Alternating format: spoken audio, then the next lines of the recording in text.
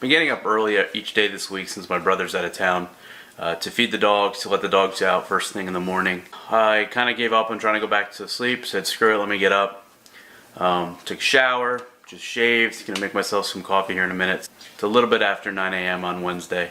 Getting back to the grind. Hey Eli. Love this dog.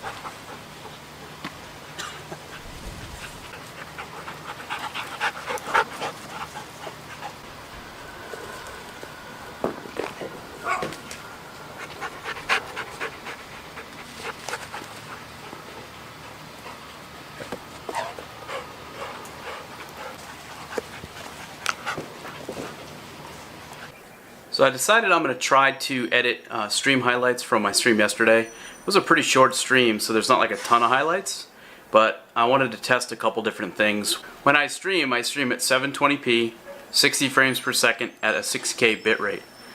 When I upload these videos in my vlogs, you guys may have noticed they're 1080p, 30 frames per second.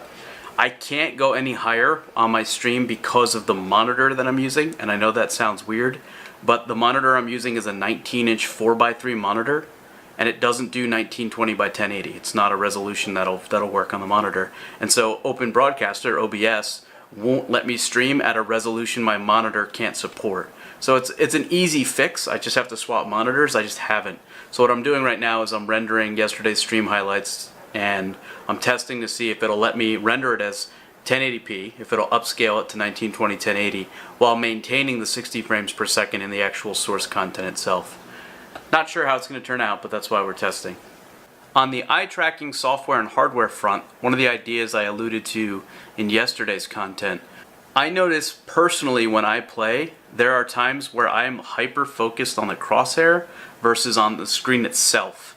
And it sounds weird, but I feel like when I see where the crosshair is and I'm focusing, my eyes are locked onto where the crosshair is, I do a way better job of getting it to the head of the opponent and being very precise with it, where otherwise it's just kind of like get your crosshair in the vicinity of the player model, it's just not as accurate. So way more of like precision aiming to me feels like it depends where my eyes are and where my eyes are focusing.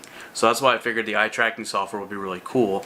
And what I was going to suggest to SteelSeries, as they're basically, from what I can tell, in the research that I've done, they're basically the only company that has this product readily available, or I should say had it readily available. SteelSeries is basically the only company that really pushed this type of product. And I know I saw a couple streamers with it, but it didn't seem to really catch on.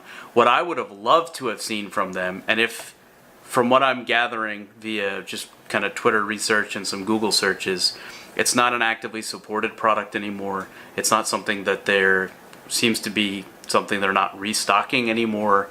They're not actively developing. They're not actively developing for it.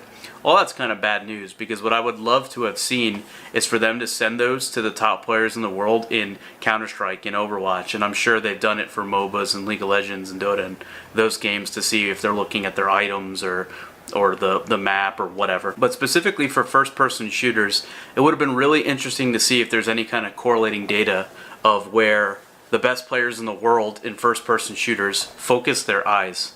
Because I feel like there's probably something there. There's probably some piece of information there that could help people become better at the games that they're playing, just in noticing where they're looking when they're playing their best. From what I've gathered online, the reviews of the product aren't too great, so it tells me it doesn't really work super well. The fact that they're not actively restocking it or continuing support for it tells me that it's probably an end-of-life product. But if you know of anybody that is doing any type of eye tracking hardware, software kind of thing that you can overlay onto a stream or gather information from, even if you can't overlay it via OBS or XSplit or whatever, tweet me or leave a comment and let me know, because I'd love to have this conversation with them, and maybe it's something that they would find valuable. In the meantime, it looks like I've got 8 more minutes on this rendering, and once it's done, we'll see what it looks like. If it comes out okay, I'll probably upload it, and then each time I stream, I'll try to do a stream highlights with the eventual goal of going to other people that stream.